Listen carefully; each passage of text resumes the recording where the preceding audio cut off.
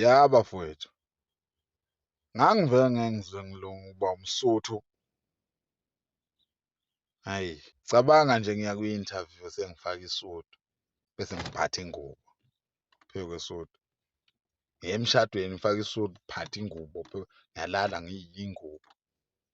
MaSotho ayibereke ntho ewu ewu ewu ewu ayibereke ntho ewu MaSotho ewu MaSotho ayiberekwe ntho ewu.